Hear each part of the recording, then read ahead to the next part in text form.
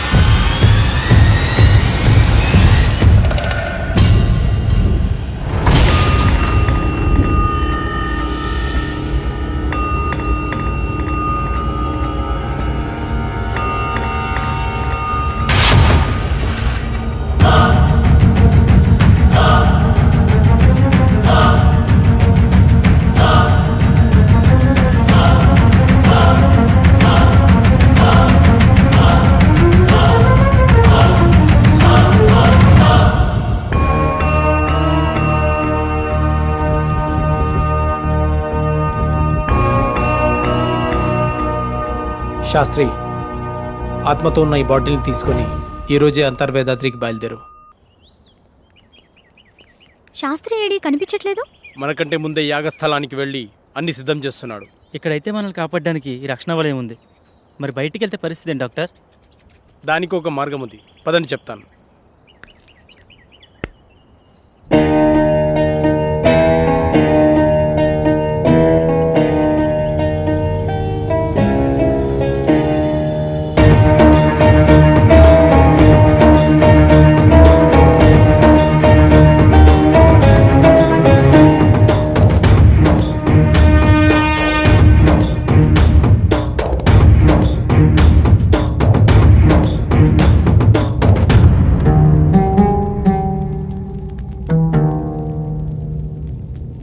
నాకెందుకో భయంగా ఉంది. ఏం భయం లేదు.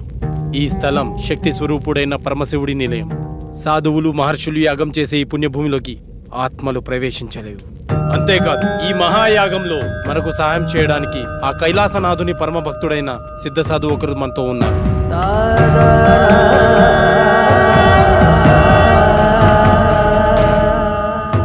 గురువుగారికి నమస్కారం.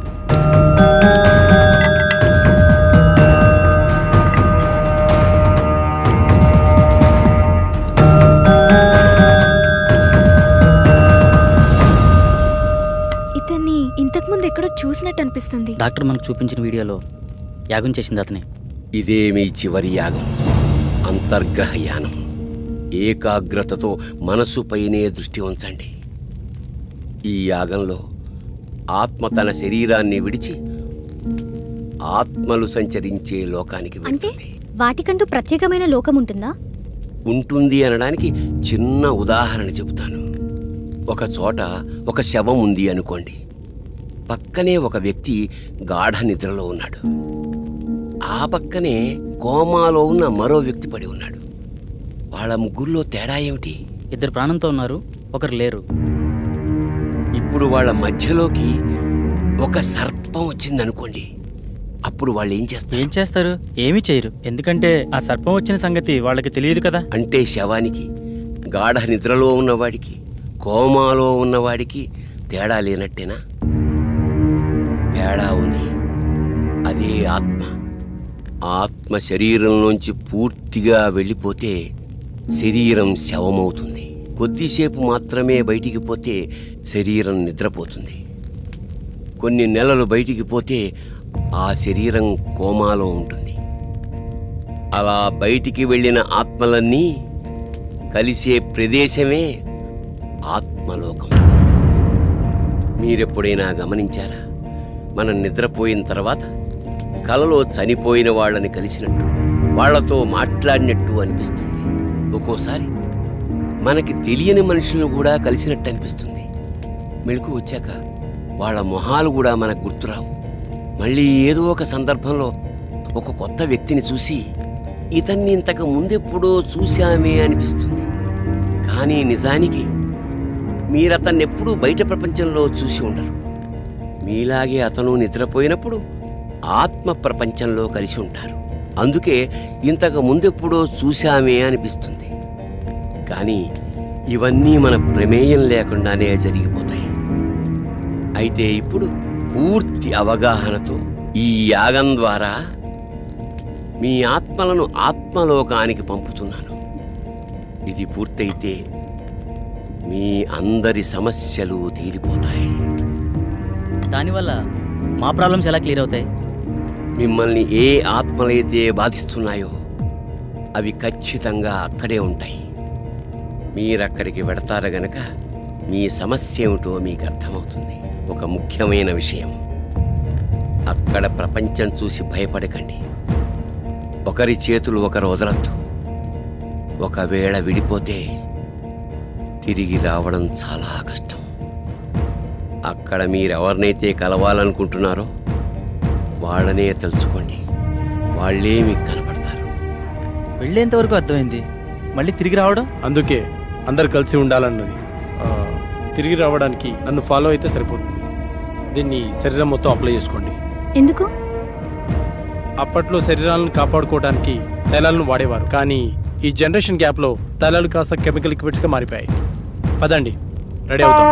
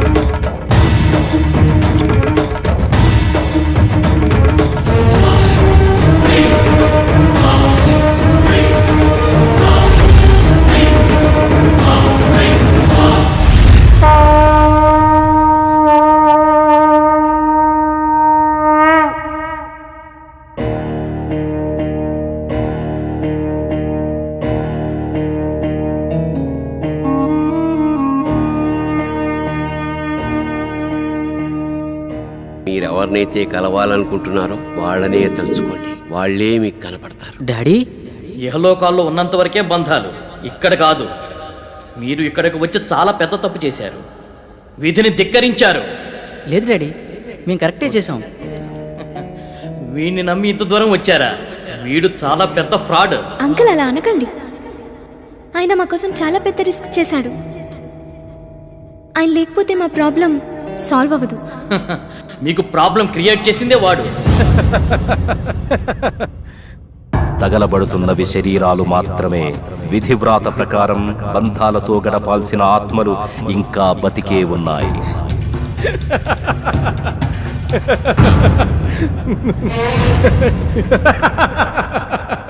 మీ అందరికీ ప్రాబ్లం క్రియేట్ చేసింది నేనే. మీరు ఇక్కడికి వచ్చేలా ప్లాన్ చేసింది కూడా నేనే. మీకు ఇంకో విషయం చెప్పనా? మీరు ఇక్కడికి ఎలా రావాలో ఒక్కటే చెప్పాను, కానీ తిరిగి వెళ్ళడం మాత్రం చెప్పలేదు. మీరు ఇక్కడే ఉండి రెస్ట్ తీసుకోండి.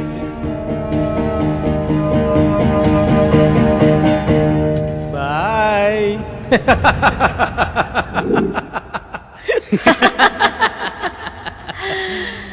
1 2 3 సౌండ్ వినిపించట్లేదు. ఏం జరుగుతుంది? ఇప్పుడు వెళ్ళేది మీరు కాదు, మేము. ఫస్ట్ టైం పాపార మీద అటాక్ జరిగినప్పుడే నాకు డౌట్ వచ్చింది.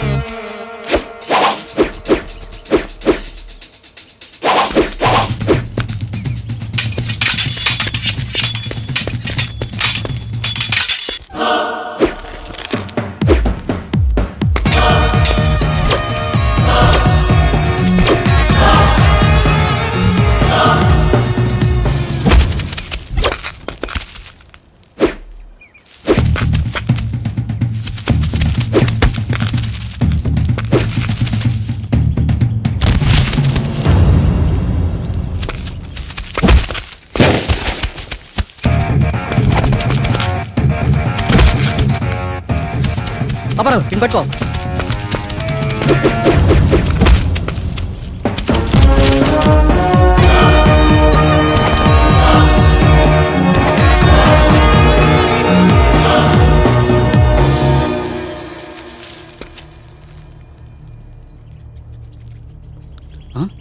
వీళ్ళని పంపించింది శాస్త్ర.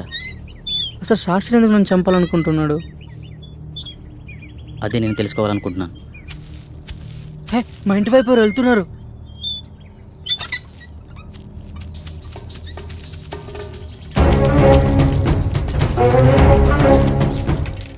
ఎవరు నువ్వు? ఏంటి తీసుకెళ్తున్నావు? తప్పు చేస్తున్నారు. బ్రతకాలం లేదా? బ్రతకడం కోసం చేస్తున్న ప్రయత్నమే ఇది. నువ్వు పూర్తి ఆయుష్కుడు అని ఇందులో రాస్తుంది.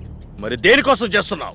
అంటే నేను తొందరలో చనిపోతాననడం, శాస్త్రి నిన్ను చంపడానికి ట్రై చేస్తున్నాడంటే ఈ యాగం ద్వారా తను ఏదో ఆశిస్తున్నాడు. అలాంటప్పుడు ఈ యాగాన్ని మధ్యలో ఆపేయొచ్చు కదా. ఆపలేరు. ఆగకూడదు.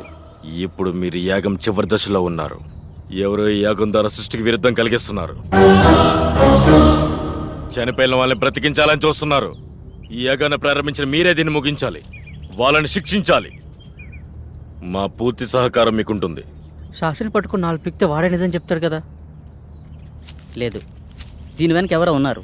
ప్రాణం తీయడానికి కూడా తెగించారంటే ప్రాణం పోయినా నిజం చెప్పరు. కాబట్టి నువ్వు బయటికి వెళ్ళి శాస్త్రి గురించి ఎంక్వైరీ చేయి. నేను ఇక్కడ ఉండి ఈ యాగాన్ని ఫినిష్ చేస్తాను. నీకు కావాల్సింది డబ్బేగా, నేనిస్తా. శుభం భూయాత్. అలా పాపారావు బయటికి వెళ్ళి చేసిన ఇన్వెస్టిగేషన్లో నీకు శాస్త్రికి సంబంధం ఉన్న విషయం తెలిసింది. అదే సమయంలో శాస్త్రిని ఉపయోగించి నా కళ్ళను క్రియేట్ చేసావు. సాఫ్ట్వేర్ వాళ్ళకి ఇయర్లీ ఇచ్చే కౌన్సిలింగ్ ద్వారా వాళ్ళకి ప్రాబ్లం క్రియేట్ చేసావు. స్వప్నకి నీ మనసుతో నీకు ప్రాబ్లం క్రియేట్ చేసావు. కానీ ఇదంతా ఎందుకు చేస్తున్నావో నాకు తెలియలేదు. నువ్వు చూపించిన వీడియోని అబ్జర్వ్ చేస్తే అర్థమైంది. ఆ యాగంలో ఉన్న 5 మందిలో నువ్వు ఒకడవని తెలుసుకున్నాను. ఆ యాగం చేసింది నీ తండ్రే. ఆఖరి నిమిషంలో తెలిసింది మీ నలుగురు మా రూపంలో ఉండే మీ ఫ్యామిలీ మెంబర్స్ అని. మీ ప్లాన్తో మీరొచ్చారు, మా ప్లాన్తో మేమొచ్చాం. ఇంతకుముందు మేము కౌంటింగ్ చేసినప్పుడు బయట ఏం జరిగిందో తెలుసా?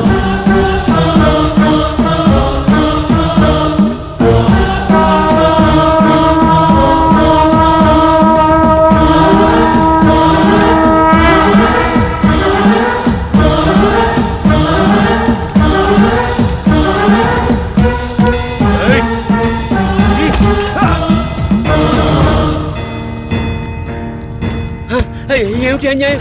ఏంటి ఏం చేస్తున్నారు మీరు? ఎవరు మీరు? వద్దు వద్దు వద్దు వద్దు.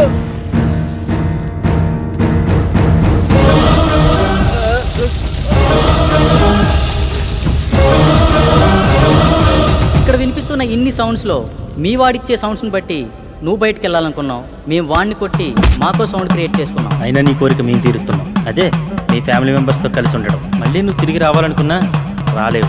ఎందుకంటే అక్కడ నీ బాడీ తగలాడిపోతుంది. నీ ఫ్యామిలీతో ఇక్కడే హ్యాపీగా పండగ చేసుకో. బాయ్.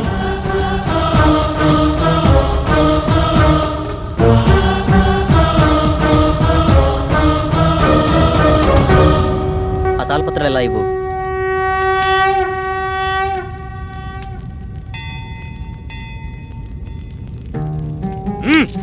ఎందుకు ఇలా చేస్తున్నావు? మళ్ళీ ఇలాంటి పనులు ఎవరూ చేయకూడదు. ఈ సృష్టికి కొన్ని నియమ నిబంధనలు ఉన్నాయి. వాటిని ధిక్కరించే ప్రయత్నం ఎవరూ చేయకూడదు. అంటే ఈ తాళపత్రాలు కూడా డాక్టర్ క్రియేట్ చేసినవేనా? కాదు, ఇవి మాత్రమే నిజం.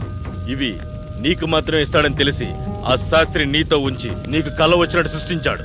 మరి పాపారావు మీద అటాక్ ఎందుకు చేసినట్టు? మనం నలుగురం 5వ వాడిగా డాక్టర్ మనలో ఎంటర్ అవ్వాలనుకున్నాడు. కానీ మధ్యలో పాపారావు ఎంటర్ అవడం వల్ల తన ప్లాన్ వర్కౌట్ అవ్వలేదు. అందుకే తనపై అటాక్ చేపించాడు. ఇలా ఇవ్వండి, ఇక వెళ్ళండి. శుభం భూయాత్.